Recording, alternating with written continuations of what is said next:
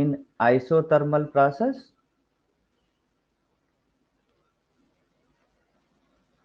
Temperature delta T equals to 0 అంటే temperature కాన్స్టెంట్గా ఉంటుంది. ఇలాంటి ప్రాసెస్లో the change in internal energy and change in enthalpy ఇవి రెండు ఈక్వల్ టు 0. ఎందుకంటే they are function of temperature. So ఈ ఇంటర్నల్ ఎనర్జీ కానీ ఇవి లేదంటే మనకు ఎంథాల్పీ కానీ they are function of temperature. So టెంపరేచర్ని బట్టే మారుతాయి. ఒకవేళ టెంపరేచర్ మారలేదనుకోండి, change in internal energy and change in enthalpy both is 0. ఇది ఒక పాయింట్ గుర్తుపెట్టుకోండమ్మా. ఇది ఎక్కడ ఉపయోగపడుతుంది అంటే మనకు యాక్చువల్గా ఐసోథర్మల్ ప్రాసెస్లో మనకి డెల్టా యు ఈక్వల్స్ టు 0 అయినప్పుడు మనకి Q plus W, delta U అంటేనే Q plus W which is also 0 అంటే Q is equals to minus W అవుతుంది. మనకు డబ్ల్యూ అనేది ఫార్ములా నిన్న నేర్చుకున్నాం ఐసోథర్మల్ అడియాబాటిక్ ప్రాసెస్లో. అప్పుడు మనకి హీట్ కూడా మనము ఒకవేళ హీట్ మీద క్వశ్చన్ అడిగినా కానీ మనం ఆన్సర్ చేయగలము. అర్థమవుతుందా? సో నిన్న డబ్ల్యూ అనేది ఫార్ములా నేర్చుకున్నాం. ఏంటి W? W is equals to minus 2.303 nRT log V2/V1. So ఇది ఫార్ములా. ఓకే, సో ఈ ఫార్ములాస్ చాలా తక్కువ ఫార్ములాస్ ఉంటాయమ్మా. మీరు ఇక్కడ యాక్చువల్గా హార్డ్లీ ఒక 5 or 6 ఫార్ములాస్ మీరు గుర్తుపెట్టుకున్నారంటే మొత్తం థర్మోడైనమిక్స్ అంతా మీకు అర్థమైపోతుంది. సో కాబట్టి ఇదైతే మీరు ఆ డెరివేషన్ ఉంది, మీరు లేదంటే ఆ ఫార్ములాను గుర్తుపెట్టుకోండి. ఓకేనా? సో అక్కడ మనకు ఉపయోగపడుతుంది అనమాట. So change in internal energy and change in enthalpy. ఓకేనా? నెక్స్ట్ ఒక్కో కాన్సెప్ట్ మనం నేర్చుకుంటూ వెళ్దాం. నెక్స్ట్ వచ్చేసి molar heat capacity or heat capacity at constant volume CV. CV అంటే ఏంటి? Molar heat capacity at constant volume. ఇక్కడ వి రాసాం కదా, అందుకు constant volume, heat capacity at constant volume. So ఏంటి అంటే సపోజ్ మన దగ్గర ఒక మోల్ ఆఫ్ వాటర్ ఉంది. సో ఒక సబ్స్టెన్స్, ఒక మోల్ ఆఫ్ వాటర్. ఒక మోల్ ఆఫ్ వాటర్ అంటే ఎంత? 1 మోల్ ఆఫ్ వాటర్ అంటే 1 మోల్ అంటే 18 grams. Okay, 18 grams of water ఉంది. సో దీని యొక్క టెంపరేచర్ వచ్చేసి 25 డిగ్రీ సెంటిగ్రేడ్ ఉంది. సో మనం ఏం చేసాము అంటే హీట్ చేసామన్నమాట. సో ఒక బున్సన్ బర్నర్ కానీ లేదంటే గ్యాస్ స్టవ్ మీద కానీ హీట్ చేస్తాం. హీట్ చేయడం వల్ల ఈ వాటర్ యొక్క టెంపరేచర్ 26 డిగ్రీస్ పెరిగింది అనుకుంటాం. సో 26 డిగ్రీస్ పెరగడానికి అంటే ఎంత చేంజ్ అయింది? 1 డిగ్రీ సెంటిగ్రేడ్. 1 డిగ్రీ సెంటిగ్రేడ్ పెరగడానికి ఎంత హీట్ అయితే యూజ్ అయింటుందో ఆ హీట్నే molar heat capacity at constant volume. ఇక్కడ కాన్స్టెంట్ వాల్యూమ్ అన్నామంది కాబట్టి ఇది క్లోజ్ చేసేసింది. అంటే వాల్స్ ఫిక్స్డ్గా ఉంటాయి, వాల్స్ అనేవి ఫిక్స్డ్గా ఉంటాయి. So constant volume. సో అంటే దాని అర్థం ఏంటి? The amount of heat required to rise 1 degree centigrade of 1 mole of substance at constant volume is known as the CV. అర్థమవుతుందా? సో డెఫినేషన్ ఏంటి? Amount of heat required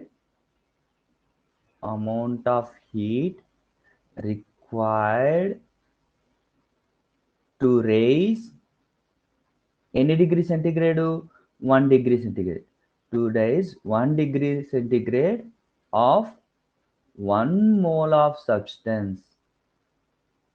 1 mole of substance at constant volume. ఎక్కడ? Constant volume. Constant volume ఏంటది? Is called as CV, molar heat capacity at constant volume CV. ఒకవేళ లేదు heat capacity అన్నారంటే 1 mole తీసేయాలి, అది ఏ substance కైనా కావచ్చు. ఓకేనా? అది హీట్ కెపాసిటీ అవుతుంది. ఓకే, మనకు ఒకవేళ అదే మ్యాథమెటికల్గా రిప్రజెంట్ చేస్తే, సో మ్యాథమెటిక్స్ ప్రకారం రిప్రజెంట్ చేస్తే సివి ఏమవుతుంది? సివి ఈజ్ ఈక్వల్స్ టు ఇక్కడ టెంపరేచర్ చేంజ్ అవుతుంది కాబట్టి డోటీ అట్ మనకి మనం హీట్ని యాడ్ చేస్తున్నాం. సో హీట్ యాడ్ చేస్తున్నాం do Q by do T, the change in heat with respect to change in temperature at constant volume. Is known as the CV. అంటే మనకు ఒక డిగ్రీ రైజ్ చేయడానికి ఎంత హీట్ అవసరం అవుతుందో దాన్నే మనం సివి అంటాం. అట్ కాన్స్టెంట్ వాల్యూమ్ అనమాట. మనకు ఆల్రెడీ నిన్న డెఫినేషన్ నేర్చుకున్నాం. ఇంటర్నల్ ఎనర్జీ యొక్క definition. What is the internal energy? The amount of heat transferred at constant volume is known as the change in internal energy. So అంటే ఇక్కడ heat ని transfer చేస్తున్నాం constant volume దగ్గర. అంటే ఇక్కడ డో క్యూ బదులు మనం డో యూ రాయొచ్చు. డో క్యూ బదులు డో యూ రాయొచ్చు. Do U by do T at constant volume. ఓకేనా? అంటే మనకి ఇక్కడ డో యూ బదులు డెల్టా అన్న రాసుకోవచ్చు. రెండు సేమ్ మీనింగ్ వస్తాయి. అప్పుడు ఏమవుతుంది అంటే డో యూని డెల్టా యూ రాసుకున్నాము అంటే delta U is equals to CV delta T. ఇది మనకు formula. Delta U is equals to CV delta T. ఇక్కడ డో యూ ప్లస్లో డెల్టా యూ, డో టీ ప్లస్లో డెల్టా టీ. ఇక్కడ డెల్టా టీ అటు సైడ్ వెళ్తుందంటే సివితో మల్టిప్లై అవుతుంది. కాబట్టి doe U is equals to CV delta T. ఇది మనకు ఫార్ములా అనమాట. Change in internal energy is nothing but CV into delta T. Delta T అంటే T2 మైనస్ T1. ఏం అర్థమైందా? సో ఇది మనకు సివి అనమాట. సిమిలర్లీ మనకు సిపి ఉంటుంది. సిపి అంటే ఏంటి? So molar heat capacity. CP అంటే ఏంటి? Molar heat capacity. Molar heat capacity at constant pressure. Constant pressure దగ్గర మనకు హీట్ కెపాసిటీ అంటే ఎంత మనకు ఇప్పుడు ఏం చేయాలి? కాన్స్టంట్ ప్రెషర్ అంటున్నాం కాబట్టి so 1 mole of water, again 1 mole of water అంటే 18 grams. దీన్ని హీట్ చేస్తున్నాం. సో లెట్స్ సే టెంపరేచర్ వచ్చి 25 degrees సెంటిగ్రేడ్. ఇది ఎంతవరకు హీట్ చేస్తాము? 26 degreesకి హీట్ చేస్తాం. ఇక్కడ దీన్ని ఏం క్లోజ్ చేయట్లా. ఎందుకంటే 1 atmospheric ప్రెషర్ ఉంటుంది కదా. సో మనకి యాక్చువల్గా అట్మాస్ఫియర్ ప్రెషరు చేంజ్ ఏం కాదు. సో కాబట్టి 1 atmospheric ప్రెషర్ ఓపెన్లో హీట్ చేస్తాం అనమాట. సో ఇలా హీట్ చేసినప్పుడు ఎంత హీట్ అయితే రిక్వైర్మెంట్ ఉంటుందో దాన్ని మనం సిపి అంటాం. సో కాబట్టి సేమ్ డెఫినేషన్ వస్తుంది. Amount of heat required to rise 1 degree centigrade of 1 mole of substance at constant pressure. So ఇక్కడ వాల్యూమ్ బదులు ఏమొస్తుందమ్మా? ప్రెషర్ వస్తుంది. దాన్ని ఏమంటాము? సిపి. ఓకే, అప్పుడు సిపి డెఫినేషన్ రాసుకుందామా డైరెక్ట్గా. సో ఇక్కడ మరి ఇంకోసారి ఏం రాయనమ్మా, ఇంకా మీకు మ్యాథమెటిక్గా వెళ్ళిపోతాను. సో సిపి ఏంటి? Amount of heat required doe Q to rise 1 degree of temperature doe T at constant pressure. ఇట్లా బ్రాకెట్స్ వేసి కింద పెడితే ఏదైనా సరే అది కాన్స్టంట్ అని అర్థము. సో ఇలా ఏదైనా సరే ఇలా బ్రాకెట్ రాసి ఇది కింద రాసాము అంటే అది కాన్స్టంట్, అంటే ఆ ప్రాసెస్లో కాన్స్టంట్ అని. So doe Q by do T the change in heat with respect to change in temperature. ఇక్కడ హీట్ యాడ్ చేస్తున్నాము. ఎన్ని డిగ్రీస్ రైజ్ చేయడానికి? 1 degree సెంటిగ్రేడ్. ఎక్కడ? At constant pressure is known as CP. దీన్నే ఏం రాయొచ్చు? Do Q. మనము ఇంతకుముందు లాస్ట్ క్లాస్లో డెఫినేషన్ నేర్చుకున్నాం. So the amount of heat transferred at constant pressure is known as change in enthalpy. So కాబట్టి డో క్యూ బదులు డో హెచ్ రాయొచ్చు. Doe H by do T at constant pressure. దీన్నే మనం delta H divided by delta T కూడా రాసుకోవచ్చు. అప్పుడు ఏమవుతుంది? Delta H is equals to CP delta T. ఏమా డిఫరెన్స్ అర్థమవుతుందా? So delta U is equals to CV delta T, delta H is equals to CP delta T. ఇది difference అనమాట. So ఇది మనకేంటి? Molar heat capacity at constant volume CV, molar heat capacity at constant pressure CP. వీటి relations ఉంటాయమ్మా. So యాక్చువల్గా ఇది జనరల్గా అడుగుతుంటారు. So CP minus CV is equals to R, ఇది ఒక relation. CP by CV is equals to gamma. Okay, so ఈ రెండు రిలేషన్స్ ఉంటాయి. వీటి డెరివేషన్స్ కూడా ఉంటాయి, కానీ మనం డెరివేషన్స్ అంతవరకు పోము. ఇవి జస్ట్ కైండ్ ఆఫ్ ఫార్ములాస్గా కొన్ని అయితే మీకు డైరెక్ట్గా పీజీ సెట్లో అడిగే ఛాన్సెస్ ఎక్కువ ఉన్నాయమ్మా. ఇది మనకు ఏంటి, సో సిపి అండ్ సివి ఏమర్థమైందా? సో తర్వాత next topic Carnot cycle. So Carnot cycle అంటే అర్థం ఏంటి? సో కార్నాట్ సైకిల్ అంటే అర్థం ఏం లేదమ్మా, జస్ట్ మనకి ఏదైనా ఒక హీట్ ఇంజన్ అనేది 2 డిఫరెంట్ టెంపరేచర్స్ దగ్గర మనకు రన్ అవుతున్నప్పుడు వాటి నుంచి ఎంత ఎఫిషియన్సీని మనము క్యాల్కులేట్ చేయొచ్చు, ఏ విధంగా క్యాల్కులేట్ చేయొచ్చు అనేది కార్నాట్ సైకిల్ అనమాట. అంటే ఇప్పుడు ఈ కార్నాట్ సైకిల్స్ ఇవన్నీ ఎందుకు మీకు ఫస్ట్ నుంచి చెప్తున్నాను కదా. సో ఇదంతా ఇండస్ట్రియల్ రెవల్యూషన్.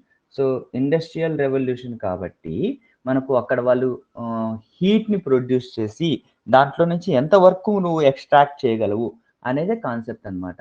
సో కాబట్టి ఇక్కడ టీహెచ్ అండ్ టీ, ఇక్కడ TH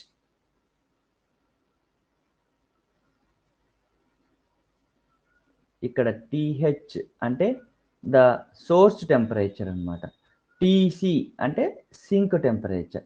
2 different temperatures. Let's say we can also called as T2, T1 ఏదైనా అనొచ్చమ్మా. ఓకే, సో మనకి సోర్స్ దగ్గర టెంపరేచర్ ఇక్కడ వచ్చేసి 4 డిఫరెంట్ ప్రాసెస్ జరుగుతుంది. All are reversible process. So first one వచ్చేసి isothermal expansion. So first one ఏంటి, isothermal expansion from A to B. So first one isothermal expansion అంటే ఏంటి, అటు కాన్స్టెంట్ టెంపరేచర్ దగ్గర గ్యాస్ని ఎక్స్పాండ్ చేస్తాం. ఎక్కడ కాన్స్టెంట్ టెంపరేచర్ టీహెచ్, ఇక్కడ ఏది కాన్స్టెంట్గా ఉంటుంది, టీహెచ్ సోర్స్ టెంపరేచర్ దగ్గర గ్యాస్ని ఎక్స్పాండ్ చేస్తాం ఏ టు బి. నెక్స్ట్ వచ్చేసి మనకు ఆ తర్వాత ఈ కాన్స్టెంట్ టెంపరేచర్ తర్వాత మనము ఈ సోర్స్ని అడియాబాటిక్ ఎక్స్పాన్షన్ చేస్తాం. అంటే ఇంకా ఎంతైతే హీట్ని అబ్జార్బ్ చేసుకుంటుందో అక్కడికి స్టాప్ అనమాట. ఇంకా తర్వాత ఎందుకు అడియాబెటిక్ టెంపరేచర్లో క్యూ అనేది కాన్స్టెంట్గా ఉంటుంది. ఇంకా మనం ఇంకా క్యూని యాడ్ చేయం, హీట్ని యాడ్ చేయం. ఓకే, కానీ గ్యాస్ మాత్రం ఎక్స్పాండ్ చేస్తాము. ఇది ప్రాసెస్ 2. సో గ్యాస్ని ఎక్స్పాండ్ చేస్తాం, adiabatic expansion from B to C అనమాట. అడియాబాటిక్ ఎక్స్పాన్షన్ చేసినప్పుడు ఏమవుతుందంటే ఇక్కడ మనకు హీట్ అనేది కాన్స్టెంట్గా ఉంటుంది కాబట్టి ఆ ఎక్స్పాన్షన్ ఆఫ్ గ్యాసెస్ అనేది టెంపరేచర్ డిక్రీజ్ కావడం వల్ల అవుతుంది. అంటే మనకు వచ్చేసి it will go from source temperature to sink temperature. ఎంతవరకు ఎక్స్పాండ్ చేయాలి, సోర్స్ టెంపరేచర్ నుంచి సింక్ టెంపరేచర్ వరకు. లేదు అంటే T2 నుంచి T1 వరకు మనకు టెంపరేచర్ని డిక్రీజ్ చేయాలి, అక్కడ వరకు ఎక్స్పాన్షన్ చేయాలన్నమాట గ్యాస్ని. అది మనకు సెకండ్ అడియాబాటిక్. ఓకే, సో అంటే మనకు సెకండ్ ప్రాసెస్ అనమాట. Third one isothermal compression. So C2D ఉంది కదా ఇక్కడ ప్రాసెస్, ఇదేంటి ఐసోథర్మల్ కంప్రెషన్. మీకు ఈ గ్రాఫ్లు, ఇది ప్రెషరు వాల్యూమ్. సో నిన్న గ్రాఫ్లు చూసుకున్నామమ్మా, ప్రెషర్ వాల్యూమ్ గ్రాఫ్లు. సో మనకి ఎక్స్పాన్షన్ అయినప్పుడు ఇలా కిందికి వెళ్తుంది. సో అవునా, గుర్తుందమ్మా. తర్వాత కంప్రెషన్ అయినప్పుడు ఇలా పైకి వెళ్తుంది. సో ఇదే గ్రాఫ్లే ఇక్కడ మనకు అవన్నీ చూపిస్తుంది అనమాట. సో నిన్న ఐసోథర్మల్ అడియాబెటిక్, నిన్న యాక్చువల్గా ఐసోథర్మల్ అడియాబెటిక్ తర్వాత ఇవి రెండు నిన్న చూసుకున్నాం. ఆ 4 గ్రాఫ్లని ఆ 2 గ్రాఫ్లను కలిపితే వచ్చేదే కార్నాట్ సైకిల్ అనమాట. సో ఇది ఐసోథర్మల్ కంప్రెషన్. సో C2D అంటే ఏంటి, ఐసోథర్మల్ కంప్రెషన్. ఈ ఐసోథర్మల్ కంప్రెషన్ అయినప్పుడు మనకి హీట్ అనేది రిలీజ్ అవుతుంది అనమాట. ఎక్కడికి రిలీజ్ అవుతుంది, సింక్కు రిలీజ్ అవుతుంది. హీట్ అనేది సింక్కు రిలీజ్ అవుతుంది అనమాట. సో ఎందుకు, గ్యాస్ని కంప్రెస్ చేస్తున్నాం కాబట్టి అనేది హీట్ని రిలీజ్ అవుతుంది. ఓకే, సో ఎంత క్వాంటిటీ, QC క్వాంటిటీ. సో ఇక్కడ QH మైనస్ QC క్వాంటిటీ వర్క్గా కన్వర్ట్ అవుతుంది. ఇక్కడ వచ్చేసి ఏంటి, వర్క్గా కన్వర్ట్ అవుతుంది. తర్వాత D2A అనేది అడియాబాటిక్ కంప్రెషన్. ఇది స్టెప్ 4. ఇదేంటి, step 4 adiabatic compression. Isothermal compression వచ్చేసి isothermal compression third process, adiabatic compression వచ్చేసి స్టెప్ 4. ఇక్కడ D2A. ఇక్కడ మనకు హీట్ అనేది కాన్స్టెంట్గా ఉంటుంది కాబట్టి టెంపరేచర్ అనేది రైజ్ అవుతుంది అనమాట. సో కంప్రెషన్ అవుతుంది కాబట్టి టెంపరేచర్ అనేది రైజ్ అవుతుంది. ఎంతవరకు రైజ్ చేయాలి, సోర్స్ టెంపరేచర్ వరకు రైజ్ చేయాలి. సో ఈ విధంగా మనకు ఒక కంప్లీట్ సైక్లిక్గా ప్రాసెస్ అనేది జరుగుతూ ఉంటుంది. So it's a cyclical process, cyclical reversible process. It is also reversible process. A point of టైంలో అయినా కానీ మనం బ్యాక్ వెళ్ళిపోవచ్చు. It is a reversible process. ఏం అర్థమవుతుందా? సో T1 T2 దగ్గర, సో ఐసోథర్మల్ ఎక్స్పాన్షన్ దగ్గర T2 ఉంటుంది టెంపరేచర్, ఐసోథర్మల్ కంప్రెషన్ దగ్గర T1 ఉంటుంది. సో బి నుంచి సికి వెళ్ళినప్పుడు T2 టు T1 వెళ్తుంది, డి నుంచి ఏకి వెళ్ళినప్పుడు T1 టు T2 వెళ్తుంది. సో అది మనకు ఈ సైకిల్ని ఏమంటాం? Carnot cycle. సో దీన్ని కార్నాట్ అనే సైంటిస్టు కార్నాట్ థీరంని ప్రపోజ్ చేశాడు. ఆ థీరం ఏంటంటే మనకు ఏదైనా ఒక హీట్ ఇంజిన్ అనేది రివర్సిబుల్ ప్రాసెస్లో 2 టెంపరేచర్ దగ్గర మనకు ఆపరేట్ అవుతుంది అంటే దాని యొక్క ఎఫిషియన్సీ అనేది మ్యాక్సిమంగా ఉంటుంది. దట్స్ ద థీరం అనమాట. ఇంకా మిగతా ఏ హీట్ ఇంజిన్ తీసుకున్నా, అంటే యాక్చువల్గా రివర్సిబుల్ కాకుండా ఇర్రివర్సిబుల్ ఇంజిన్ తీసుకుంటే దాని ఎఫిషియన్సీ అనేది ఇంకా తక్కువగానే ఉంటుంది. ఇంకా మ్యాక్సిమం ఎఫిషియన్సీ దానికే వస్తుంది అనమాట. అది మనకు Carnot cycle or Carnot theorem. ఏం అర్థమవుతుందా ఏంటి? So maximum efficiency for reversible process. Any irreversible process operating between the same two temperature have less efficiency. ఏంటమ్మా? సో the reversible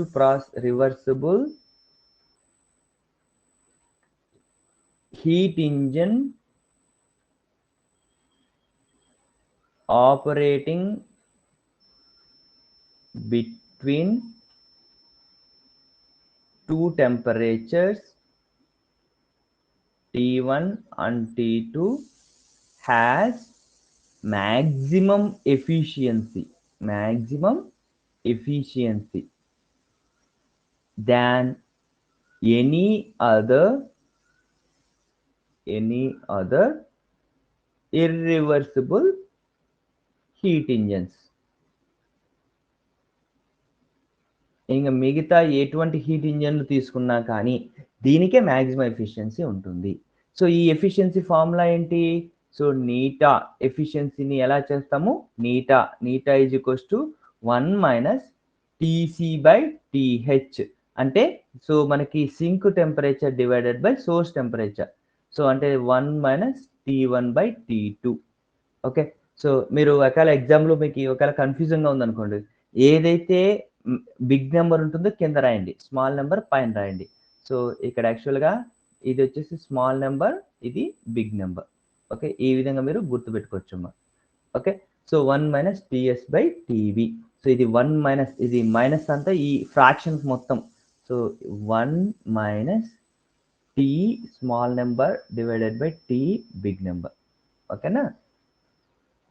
ఇది మనకు Carnot cycle and their heat and their efficiency అనమాట. So ఈ ఎఫిషియన్సీకి ఇంకో ఫార్ములా కూడా ఉంటుంది, అది నెక్స్ట్ పేజ్లో చెప్తానమ్మా. సో దీన్నే మనకు ఈ కార్నాట్ థియరంనే ఒకవేళ టెంపరేచర్ వర్సెస్ ఎంట్రోపీకి కానీ డ్రా చేసినట్లయితే,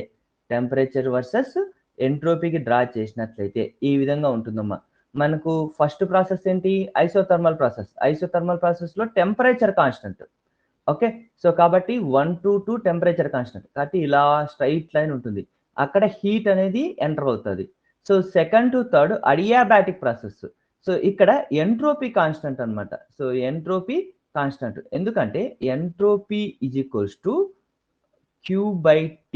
సో Q/T అనమాట. ఇక్కడ మనకు Q కాన్స్టెంట్, తర్వాత మనకు Q కాన్స్టెంట్ కాబట్టి మనకి ఎంట్రోపీ అనేది కాన్స్టెంట్ గా ఉంటుంది. సో తర్వాత సిమిలర్ గా మనకు Q అవుట్. సో మనకి ఇక్కడ 3 to 4 అనేది మనకు ఏంటంటే 3 to 4 అనేది ఐసోథర్మల్ ప్రాసెస్, అక్కడ టెంపరేచర్ కాన్స్టెంట్. తర్వాత 4 to 1 అడియాబాటిక్ ప్రాసెస్, అక్కడ ఎంట్రోపీ కాన్స్టెంట్. కాబట్టి ఒక స్క్వేర్ రూపంలో వస్తుంది. ఏంటి?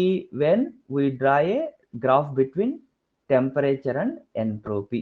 ఇది జస్ట్ మీకు అడిషనల్ ఇన్ఫర్మేషన్ అమ్మా. ఓకే, సో దానివల్ల మనకు ఒక వర్క్ అనేది మనకు ఎక్స్ట్రాక్షన్ అవుతుంది అనమాట. సో దీనికి ఇంకొక ఎఫిషియన్సీకి ఇంకొక ఫార్ములా అని చెప్పే కదా. సో ఎఫిషియన్సీకి ఇంకొక ఫార్ములా వచ్చేసి 1 - సో QH/QC. అంటే మనకు QC by QH కదా, yeah QC by QH, 1 minus QC by QH.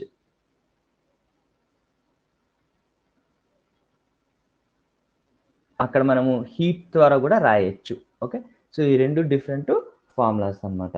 ఏం అర్థమైందా? ఓకే, సో ఇది మనకు కార్నాట్ సైకిల్. సో ఇవి ఐసోథర్మల్, సివి ఇవన్నీ అయిపోయినాయి. సో మనకి కార్నాట్ ఎఫిషియన్సీకి 2 ఫార్ములాస్ వచ్చాయి. ఏమేమి ఆ కార్నాట్ ఎఫిషియన్సీకి 2 formulas? 1 minus TC by TH equals to 1 minus QC by QH. ఈ రెండు రాయొచ్చు అనమాట. సో రెండు సేమ్ ఎఫిషియన్సీ ఫార్ములాస్ అనమాట. సో ఇప్పుడు ఈ రెండు తీసుకున్నాం అనుకోండి, సో ఏంటి 1 minus TC by TH equals to 1 minus QC by QH. ఇక్కడ 1 1 క్యాన్సిల్ అవుతుంది. Minus TC by TH equals to minus QC by QH. Minus minus cancel అవుతుంది. అప్పుడు ఇప్పుడు ఏమవుతుంది? QC by TC equals to QH by TH. అంటే QC by TC అనేది ఈక్వల్గా ఉంటుంది. ఈ క్వాంటిటీనే కొత్త టర్మ్ వస్తుంది, ఎంట్రోపీ అని అంటారు. ఏమంటారమ్మా? ఎంట్రోపీ. సో క్యూ బై టీని ఎంట్రోపీ అని అంటారు అనమాట. సో కాబట్టి కొత్తది మనకు టర్మ్ని ఇంట్రడ్యూస్ చేస్తున్నాం. ఏంటది? ఎంట్రోపీ.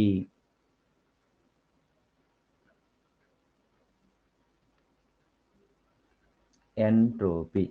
సో ఎంట్రోపీ అంటే ఏంటి? So entropy is nothing but it is a measure, it measures the disorder in the system. So it measures the disorder in the system. ఇది ఎంట్రోపీ అనేది చాలా వరకు మీకు ఏంటంటే ఒక కన్ఫ్యూజన్ గానే ఉంటుంది.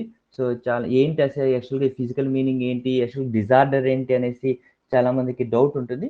ఏం లేదమ్మా, సో ఒక రకంగా చెప్పాలి అంటే ఎంట్రోపీ అనేది అన్యూజబుల్ ఎనర్జీ అనమాట. అంటే ఒక సిస్టంలో మీరు ఒకవేళ ఒక కొంచెం వర్క్ చేయాలనుకుంటున్నారు, సో ఆ సిస్టంలో మనం మొత్తం యాక్చువల్గా మొత్తం ఉన్న ఎనర్జీ మొత్తం వర్క్గా కన్వర్ట్ చేయలేమన్నమాట. సో కాబట్టి కొంచెము ఎనర్జీని అయితే మనము యాక్చువల్గా వాటిని వర్క్గా కన్వర్ట్ చేయలేం. సో అలాంటి ఎనర్జీని ఎంట్రోపీ అని చెప్పి చెప్పచ్చు ఒక విధంగా. ఓకే, సో కాబట్టి ఇది ఏం ఇండికేట్ చేస్తుంది అంటే it indicates the disorder in the system. Okay, so దీన్ని యాక్చువల్గా ఫార్ములా ఏంటి అంటే change in entropy is equals to Q in reversible process divided by temperature. ఇంతకుముందు చూసుకున్నాం కదా, ఒక క్వాంటిటీ వచ్చిందని QC by TC equals to QH by TH, which is nothing but entropy. The జనరల్గా ఎంట్రోపీ ఆఫ్ ద యూనివర్స్ అనేది increase అవుతూనే ఉంటుంది అనమాట. ఎందుకంటే యాక్చువల్గా ఆల్ ఇర్రివర్సిబుల్ ప్రాసెస్కి ఎంట్రోపీ అనేది ఇంక్రీజ్ అవుతూ ఉంటుంది. Okay, so delta yes system plus delta s surroundings generally equal to 0 for reversible process and greater than 0 for irreversible process. So irreversible process ki manaku greater than 0 ఉంటుందన్నమాట. So delta yes system, delta yes surrounding అంటే అర్థం ఏంటి? Delta S universe, delta S universe which is greater than or equal to 0, greater than or equal to 0 అంటే మనకు always మనకు entropy of the universe అనేది increase అవుతూ ఉంటుంది. ఎందుకంటే మోస్ట్ ఆఫ్ ద ప్రాసెస్లు వచ్చేసి ఇర్రివర్సిబుల్ ప్రాసెస్గా ఉంటాయన్నమాట యూనివర్స్లో. కాబట్టి సో ఈ entropy of the universe gradually increases and it is going to the maximum. ఓకేనా? సో ఇదమ్మా. ఓకే, ఏమర్థమవుతుందా? నెక్స్ట్ వచ్చేసి ఇదే మనకు ఈ క్యూ బై టీతో మనం ఇండికేట్ చేయాలి అంటే, okay, so Q reversible by T which is less than or equal to 0 అని చెప్పి చెప్తాం అనమాట. సో ఎందుకంటే ఇక్కడ ఇది డెల్టా ఎస్ ఇది గ్రేటర్ దాన్ ఉంటుంది కాబట్టి ఇది లెస్ దాన్లో ఉంటుంది. నెక్స్ట్ వచ్చేసి కొన్ని ఎగ్జాంపుల్స్ చూద్దాం. ఎంట్రోపీవి ఎగ్జాంపుల్స్ ఏ విధంగా మారుతుంటాయో చూద్దాం. Suppose if you are going from solid to liquid and then liquid to gas. So entropy అనేది ఏమవుతుంది, ఇంక్రీజ్ అవుతా పోతుంది. సో ఎంట్రోపీ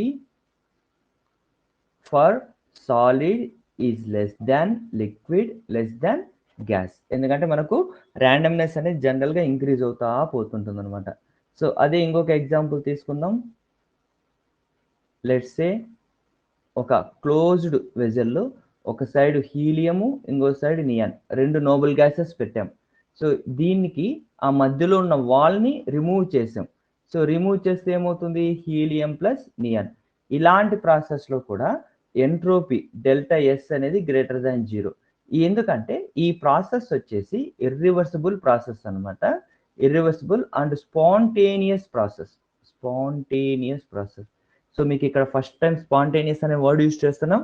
సో స్పాంటేనియస్ అంటే అర్థం ఏంటి అంటే అదంతకు అదే ఆటోమేటిక్గా జరిగిపోతుంది. సో మనం యాక్చువల్గా ఎక్స్టర్నల్గా మనం ఇంకొకటి ఏదన్నా కొంచెము ఒక ఎనర్జీ ఇవ్వాల్సిన అవసరం లేదు. సో సపోజ్ ఇప్పుడు మనకి ఇలా ఒక హిల్ ఉంది, సో పైన ఒక స్టోన్ ఉంది, సో దీన్ని తోసామనుకోండి అంటే లైట్గా, సో అంటే ఇక్కడ నుంచి ఇది ఇంకా డౌన్ హిల్ అనమాట, ఇంక కిందికి వెళ్ళిపోతానే ఉంటుంది. సో దానికి ఎక్స్ట్రా ఎనర్జీ ఏం అవసరం ఉండదు అనమాట. సో ఇలాంటి ప్రాసెస్ని స్పాంటేనియస్ ప్రాసెస్ అంటాం అనమాట. ఓకే, వీటిను మరి తర్వాత ఒక హై కాన్సన్ట్రేషన్ నుంచి లో కాన్సన్ట్రేషన్కి, సో మనకి అక్కడ కూడా అది స్పాంటేనియస్గా వెళ్ళిపోతుంటాయి. సో హై కాన్సన్ట్రేషన్ నుంచి లో కాన్సన్ట్రేషన్ ఆర్ హై ఈఎంఎఫ్ నుంచి లో ఈఎంఎఫ్కి, సో స్పాంటేనియస్ ప్రాసెస్ అంటాం అనమాట. సో ఇలాంటి స్పాంటేనియస్ ప్రాసెస్ అన్ని జనరల్గా ఇర్రివర్సిబుల్గా ఉంటాయి అనమాట. ఓకే, ఇది మనకు ఎంట్రోపీ యొక్క సింపుల్ 2 డెఫినేషన్స్ అనమాట. ఓకే, సో ఇక్కడ వచ్చేసి మనకు డెల్టా ఎస్ అనేది, ఓకే, మ్యాథమెటికల్గా చెప్పాలి అంటే, so delta S for the reversible process యాక్చువల్గా మనకు అక్కడ for the system plus surroundings equal to 0 అని రాసాం.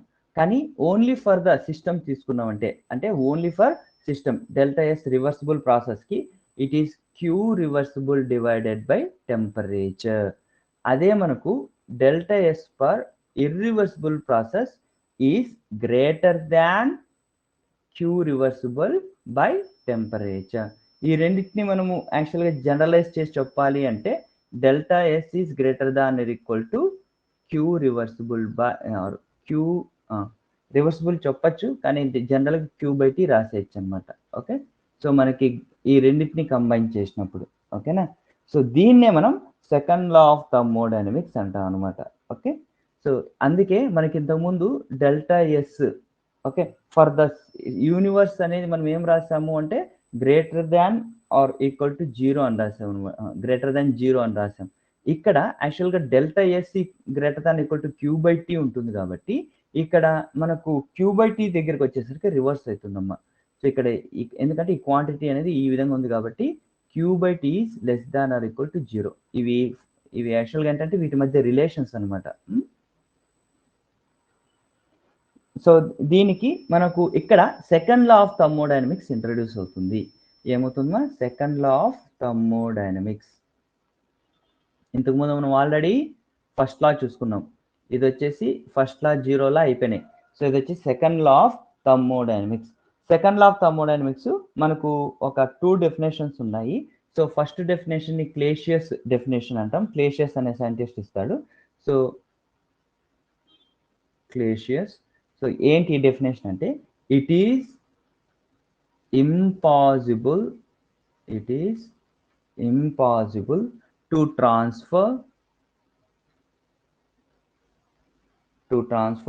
heat. It is impossible to transfer heat from cold body to hot body, cold body to hot body without doing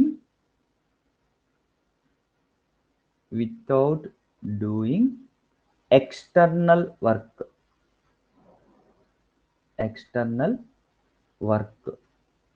or without compensation.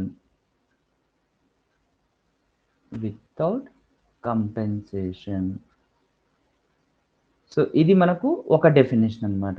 Second definition ఏంటి అంటే, so spontaneous spontaneous process or thermodynamically irreversible. Thermodynamically irreversible. So ఈ రెండు definitions అనమాట. So ఈ రెండు definitions అంటే దీని అర్థం ఏంటి అంటే, so delta S universe is greater than 0. So spontaneous process are thermodynamically irreversible. So ఇది మనకు బేసిక్గా mathematical representation of the second law of thermodynamics. So మీకు first law of thermodynamics mathematical representation గుర్తుంది కదమ్మా, ఏంటి? Delta U is equals to Q plus W. ఇదేంటి? First law. Second law mathematical representation to delta S universe is greater than 0. ఓకేనా? అంటే దీని అర్థం ఏంటి అంటే, it is impossible to transfer heat from cold body to hot body. అంటే suppose మీ దగ్గర ఒకవేళ ఏదన్నా బనానాస్ కానీ యాపిల్స్ కానీ ఉన్నాయి, యాక్చువల్ దాన్ని ఫ్రిడ్జ్లో పెడతారు. ఎందుకు ఫ్రిడ్జ్లో పెడతారు? అందులో నుంచి హీట్ని తీసేయాలి. ఎందుకంటే మనకు ఎక్కువ టెంపరేచర్ దగ్గర ఉంది అంటే అవి తొందరగా పాడైపోతాయి. సో కాబట్టి హీట్ని తీసేయాలని చెప్పేసి మీరు ఫ్రిడ్జ్లో పెడతారు. అంటే అక్కడ ఏం జరుగుతుంది? హీట్ని అంటే మనము heat is removed from cold body to hot body. అంటే యాక్చువల్గా అందులో ఉన్న దాన్ని మనకు బయటకు పంపించేస్తుంది. యాక్చువల్గా బయట సింక్ వచ్చేసి హాట్ బాడీ, లోపల కోల్డ్ బాడీ అనమాట. సో కోల్డ్ బాడీ నుంచి హాట్ బాడీకి హీట్ని ట్రాన్స్ఫర్ చేయాలి అంటే ఖచ్చితంగా ఎక్స్టర్నల్ వర్క్ జరగాలి. ఇక్కడ ఎక్స్టర్నల్ వర్క్ దేంతో జరుగుతుంది? అక్కడ ఫ్రిడ్జ్ చేస్తుంది అనమాట. ఓకే, సో లేదంటే without compensation. So without compensation అంటే ఒక సమ్ అమౌంట్ ఆఫ్ ఎనర్జీ అనేది లాస్ట్ అవుతుంది అని. ఓకేనా? సో అది మనకు క్లేషియస్ డెఫినేషన్ అమ్మా. అదే జనరల్గా వచ్చేసి spontaneous process are thermodynamically irreversible or delta S universe is greater than 0. ఇది మనకు mathematical representation of second law of thermodynamics. ఏమో అర్థమవుతుందా? సో ఇక్కడ ఈ ఎంట్రోపీని క్యాల్కులేట్ చేయడానికి కొన్ని ఫార్ములాస్ ఉన్నాయమ్మా. సో ఇవి చాలా important. So entropy calculations. So ఎంట్రోపీని చాలా డిఫరెంట్ వేస్లో మనకి ఎక్స్ప్లెయిన్ చేస్తూ ఉంటారు. సో అందులో మనకు క్యాల్కులేషన్స్ వస్తుంది. సో ఫస్ట్ వన్ వచ్చేసి entropy S is equals to KLNW. Boltzmann equation అంటాం దీన్ని. ఏమంటారు? Boltzmann equation. సో ఇందులో మనకి K అనేది బోల్ట్జ్మాన్ కాన్స్టెంట్. K అనేది ఏంటమ్మా? Boltzmann constant. So Boltzmann constant ఏంటి తెలుసా ఎవరికన్నా? So which is nothing but universal gas constant R divided by N0. R అంటే యూనివర్సల్ గ్యాస్ కాన్స్టెంట్, N0 అంటే అవగాడ్రో నెంబర్. సో ఆ దాన్ని మనం బోల్ట్జ్మాన్ కాన్స్టెంట్ అంటాం. Okay, so entropy S is equals to KLNW. మరి W అంటే ఏంటి sir? W అంటే so it is the probability of all possible configurations. So probability అనమాట. So probability of all possible configurations. ఇది ఎక్కడ యూజ్ చేస్తాము అంటే థర్డ్ లా ఆఫ్ థర్మోడైనమిక్స్లోనే వస్తుంది. తర్వాత వచ్చేసి అబ్సల్యూట్ ఎంట్రోపీ క్యాల్కులేట్ చేసినప్పుడు కూడా యూజ్ చేస్తామమ్మా. నెక్స్ట్ ఇంకొక ఫార్ములా ఏంటి అంటే for isothermal process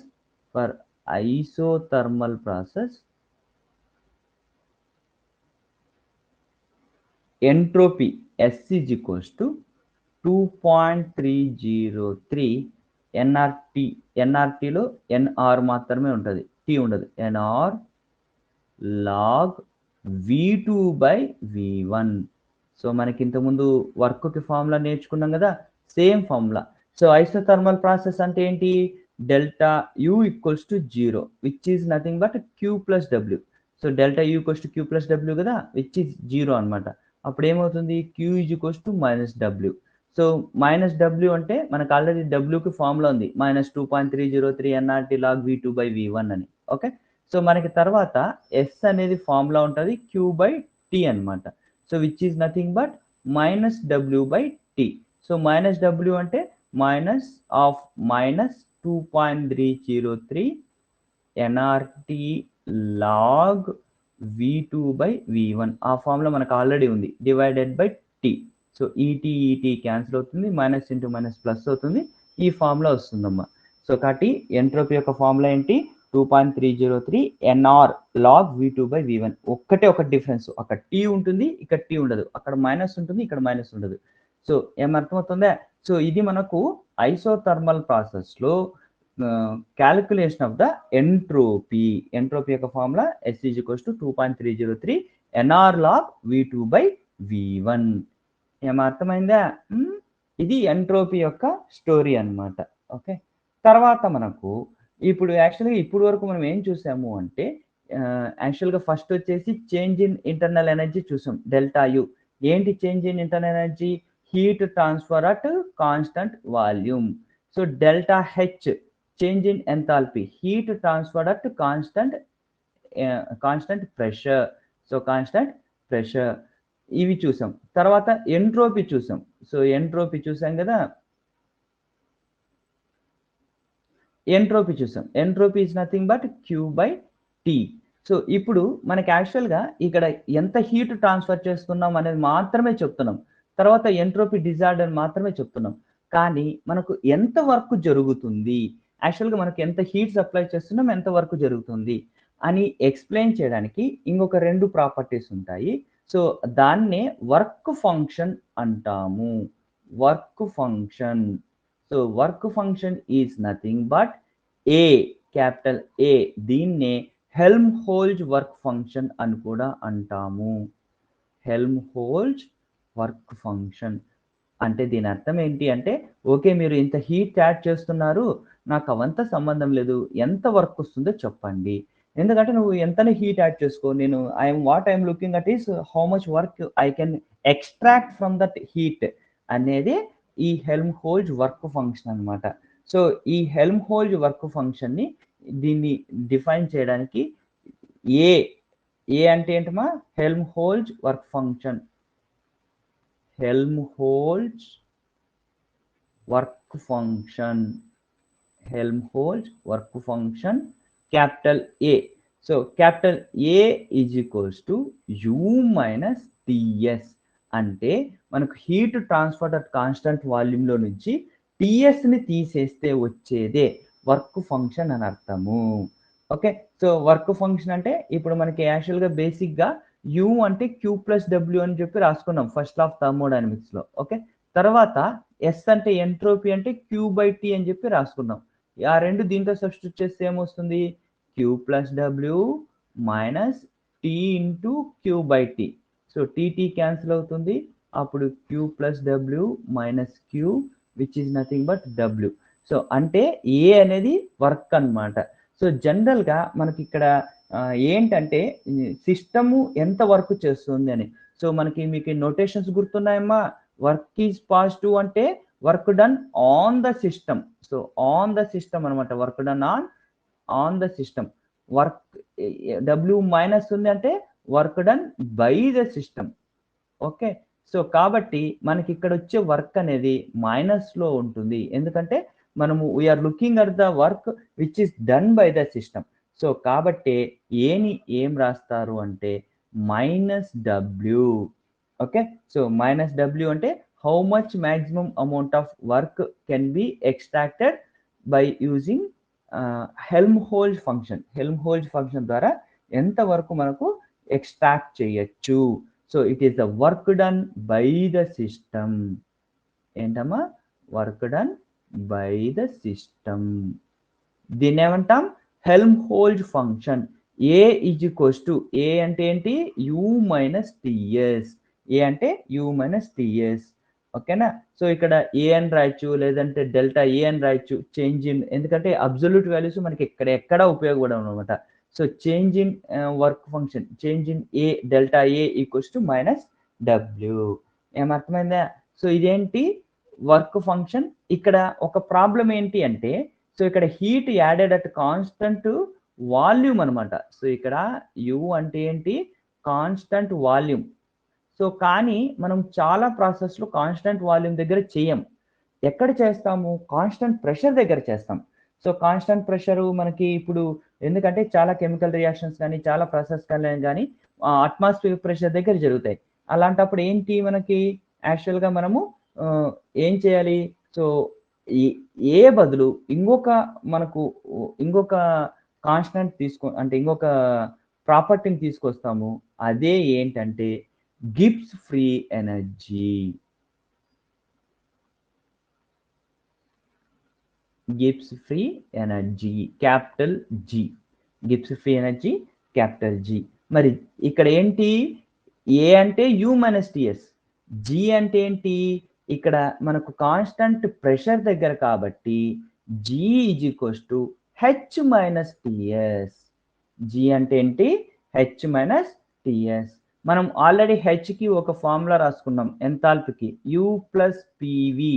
you plus PV. So కాబట్టి మనకు ఇక్కడ ఏం రాయొచ్చు? హెచ్ ప్లస్లో యు ప్లస్ పివి అని చెప్పి రాసుకోవచ్చు. PV minus TS. అప్పుడు ఏమవుతుంది? యాక్చువల్గా మనకు యు మైనస్ టిఎస్ అంటే ఏ అనమాట. సో కాబట్టి ఏ ప్లస్ పివి రాసుకోవచ్చు. ఏం అర్థమవుతుందా? ఇక్కడ A is equals to U minus TS కాబట్టి ఏ యు మైనస్ టిఎస్ బదులు ఏ రాస్తాం. ఏ ప్లస్ పివి ఇక్కడ ఇంతకుముందు చూసుకున్నాం. ఏ అంటే ఏంటి? మైనస్ డబ్ల్యూ అనమాట. సో కాబట్టి మైనస్ డబ్ల్యూ ప్లస్ పివి ఇది జీ అవుతుంది. అదే డెల్టా జీ తీసుకున్నాం అనుకోండి, delta G is equals to minus W plus P delta V. మనకు ఒకవేళ అన్నిటిని మైనస్తో మల్టిప్లై చేసినాం అనుకో, minus delta G is equals to W minus P delta V. అంటే మనకు change in Gibbs free energy with negative, అంటే నెగిటివ్ వాల్యూ ఉందంటే మనకు ఆ ప్రాసెస్ వచ్చేసి మనకు ఏమంటాము?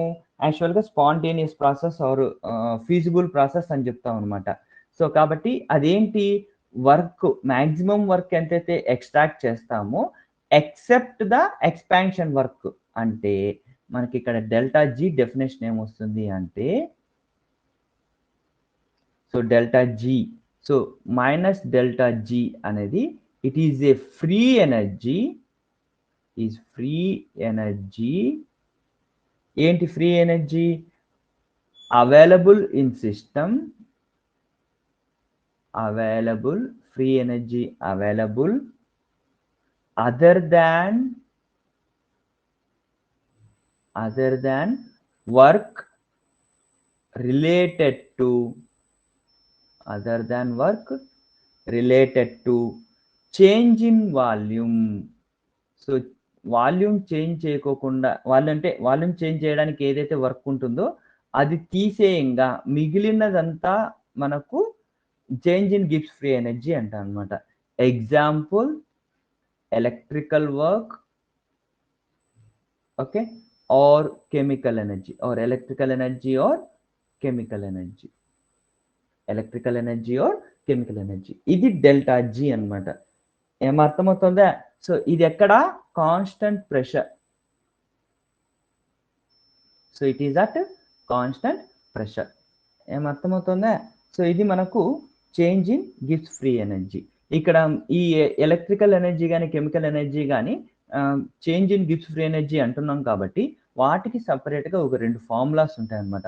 మనకి ఎలక్ట్రోకెమిస్ట్రీలోను తర్వాత వాటిలో వస్తుందన్నమాట. Delta G is equals to minus NFE. ఈ అనేది ఈఎంఎఫ్ అనమాట. సో మనకు యాక్చువల్గా పొటెన్షియల్ని క్యాల్కులేట్ చేస్తాం కదా ఎలక్ట్రోకెమిస్ట్రీలో, అదే అనమాట. సో ఈ is the EMF. Okay, so potential కనుక వోల్ట్స్లో క్యాలిక్యులేట్ చేస్తాం కదమ్మా, అదే అనమాట. ఇంకొక ఫార్ములా ఇది ఎలక్ట్రికల్ ఎనర్జీకి సంబంధించింది. Delta G is equals to minus RT ln K. ఇది equilibrium constant. So which is nothing but chemical energy అనమాట. So K is the equilibrium constant for a reaction. So ఈ 2 రిలేషన్స్ అనమాట, థర్మోడైనమిక్స్కి ఎలక్ట్రోకెమిస్ట్రీకి, థర్మోడైనమిక్స్కి and then chemical kinetics or chemical equilibrium. So ఈ 2 relations అనమాట. Okay, so మనకి అందుకే ఒక మెయిన్ ఇంపార్టెంట్, ఇది చాలా చాలా ఇంపార్టెంట్ అమ్మా. డెల్టా జీ ఈజ్ నెగిటివ్ ఉంది అంటే ఆ ప్రాసెస్ని స్పాంటేనియస్ ప్రాసెస్ అంటాము. Spontaneous or feasible, FEASIBLE.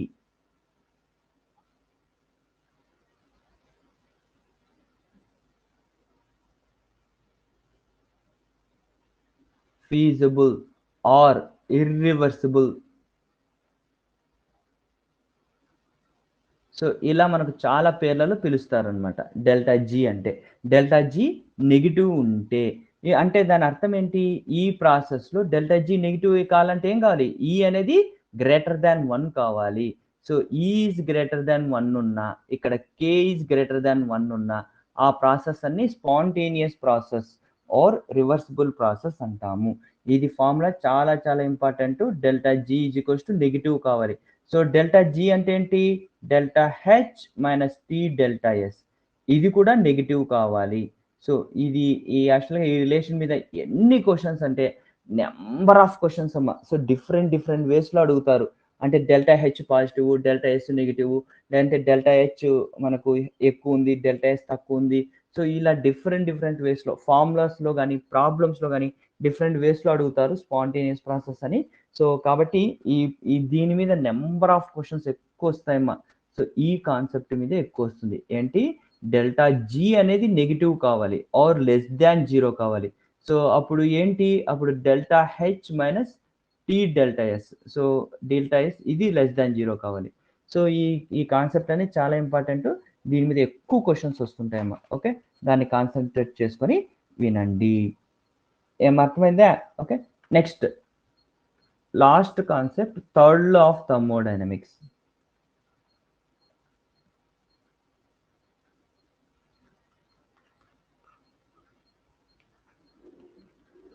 Third law of thermodynamics. Third law of thermodynamics ఏం చెప్తుంది అంటే ద ఎంట్రోపీ ఆఫ్ perfectly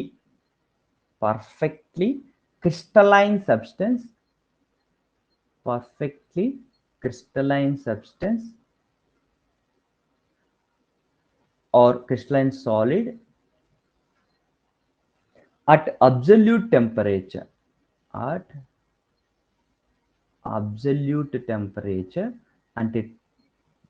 అంటే టెంపరేచర్ వచ్చేసి 0 కెల్విన్ అనమాట. అబ్సల్యూట్ టెంపరేచర్ ఈజ్ 0 అంటే పర్ఫెక్ట్గా క్రిస్టలైన్ సబ్స్టెన్స్ అనమాట. సో పర్ఫెక్ట్లీ క్రిస్టలైన్ సబ్స్టెన్స్ అంటే అర్థం ఏంటంటే, ఇప్పుడు ఏబి ఉందనుకోండి, సో ఇంకా ఏబి ఇలాగే ఉండాలన్నమాట. ఎక్కడే కానీ బిఏ ఉండద్దు. సో బిఏ ఉందంటే మనకు వేరే డిఫరెంట్ ఆర్డర్ వచ్చినట్టు అనమాట. సో ఏబి అలా కంప్లీట్గా కంటిన్యూస్గా ఉంటేనే దాన్ని పర్ఫెక్ట్లీ క్రిస్టలైన్ అంటాం. సో కానీ in nature there is no perfectly crystalline అనమాట. అంటే ఈవెన్ అబ్సల్యూట్ టెంపరేచర్ దగ్గర కూడా కొంచెం ఎంట్రోపీ అనేది మిగిలిపోతుంది. దాన్ని రెసిడ్యువల్ ఎంట్రోపీ అంటారు. Residual entropy. సో రెసిడ్యువల్ ఎంట్రోపీకి ఎలా చేస్తాము అంటే S is equals to KLNW. దాన్ని క్యాలిక్యులేట్ చేయడానికి యూజ్ చేసేది వచ్చేసి KLNWని యూజ్ చేస్తాం అనమాట ఫార్ములా. దీన్నే స్టాటిస్టికల్ ఎంట్రోపీ అని కూడా ఇంకొక పేరమ్మా, స్టాటిస్టికల్ ఎంట్రోపీ. సో మనం స్టాటిస్టికల్ థర్మోడైనమిక్స్లో ఆ ఫార్ములాని డిరైవ్ చేసుకుంటారనమాట. ఓకేనా? సో ఇదేంటి మనకు థర్డ్ లా ఆఫ్ థర్మోడైనమిక్స్. మనకు ఇంతవరకు వచ్చాయన్నీ. సో యాక్చువల్గా మనము సో ఈ ఇంటర్నల్ ఎనర్జీ చూసాం, ఎంథాల్పీ చూసాం, గిబ్స్ ఫ్రీ ఎనర్జీ చూసాం, హెల్మ్హోల్ట్జ్ వర్క్ ఫంక్షన్ చూసాం. సో ఇవన్నీ ప్రాపర్టీస్. వేరియబుల్స్ వచ్చేసి ఎంట్రోపీ, వాల్యూము, టెంపరేచర్, ప్రెషర్. ఓకేనా?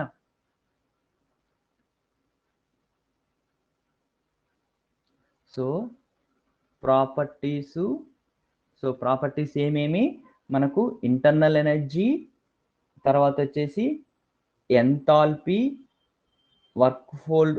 Work function, Helmholtz work function, Gibbs free energy. ఇవన్నీ ప్రాపర్టీస్ అనమాట, properties of A system. Away variables. ఈ రెండింటికి డిఫరెన్స్ ఉంటుందమ్మా. సో వేరియబుల్స్ అంటే మారుతూ ఉండేటివి అనమాట. సో ఇవేంటివి, టెంపరేచర్ కానీ, ప్రెషర్ కానీ, వాల్యూమ్ కానీ, ఎంట్రోపీ.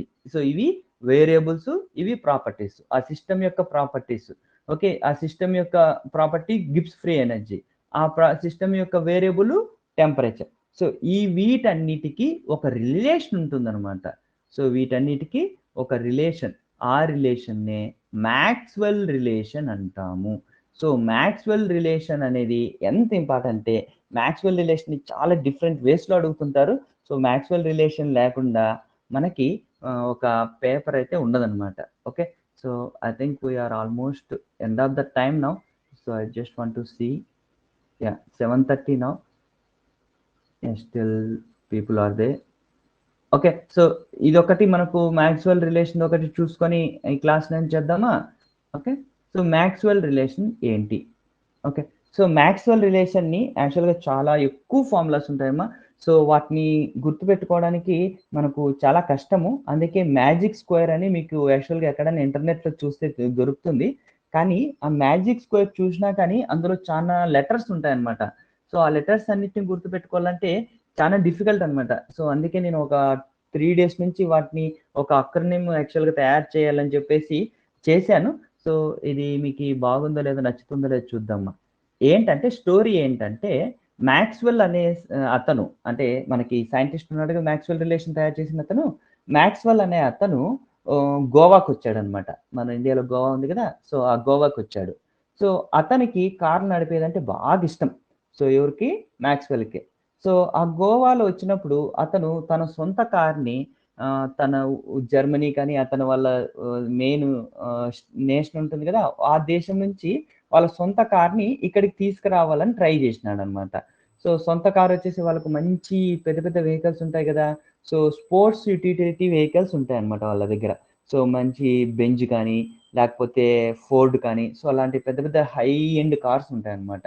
సో ఆ హై ఎండ్ కార్స్ని ఇక్కడ గోవాలో తీసుకొచ్చి అతను డ్రైవ్ చేయాలని చెప్పి చూసినాడనమాట. సో అందుకు అతను ఏం చేశాడంటే, మన ఇండియాలో ట్యాక్స్ కట్టుకోకుండా ఒక షిప్ ద్వారా స్మగుల్ చేసి మనకు గోవాకి తీసుకొచ్చినాడనమాట. సో అది స్టోరీ అనమాట. ఏంటి? మ్యాక్స్వెల్ అనే అతను గోవాకి ట్రిప్కి వచ్చాడు. అక్కడ ట్రిప్కి వచ్చినప్పుడు తన స్పోర్ట్స్ యూటిలిటీ వెహికల్ని మనకి వ్యాట్ కట్టకుండా, సో వ్యాట్ అంటే ఏంటి? Value added tax. So value added ట్యాక్స్ని కట్టుకోకుండా గోవాలో షిప్ ద్వారా తీసుకొచ్చాడు. ఓకేనా?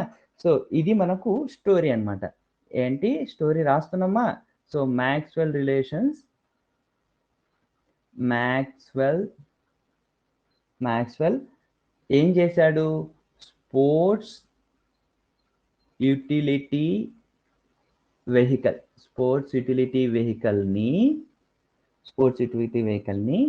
వ్యాట్ కట్టకుండా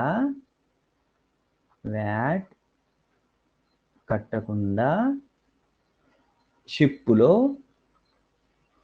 ఎక్కడికి తీసుకొచ్చాడు? గోవాకి తీసుకొచ్చాడు.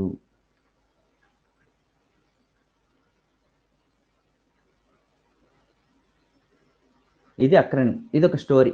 సో ఈ స్టోరీ గుర్తుపెట్టుకుంటే మీకు మ్యాక్స్వెల్ రిలేషన్స్ మొత్తం వచ్చేస్తాయి అనమాట. ఎలా సార్? ఏం లేదమ్మా, సింపుల్. ఇందులో ఉన్న లెటర్స్ని మనము రాద్దాం. సో ఇక్కడ స్పోర్ట్స్ యూటిలిటీ వెహికల్, SUV, వ్యాట్, వి ఆల్రెడీ ఉంది కదా ఇక్కడ, VAT, వ్యాట్. సో వ్యాట్ తర్వాత ఎలా తెచ్చాడు? షిప్లో. ఇక్కడ S ఉంది కదా, SHP, ఐ రాయిద్దండి అమ్మ, ఐ ఒకటి రాయిద్దండి. షిప్లో ఎక్కడికి తీసుకొచ్చాడు? గోవాకి. వీటికి ఒక స్క్వేర్ వేయండి. స్క్వేర్ వేసేసి ఇలా ఒక 2 lines డ్రా చేయండి. టూ యారోస్ డ్రా చేయండి. ఓకే, ఇది మనకు మ్యాజిక్ స్క్వేర్ అమ్మ.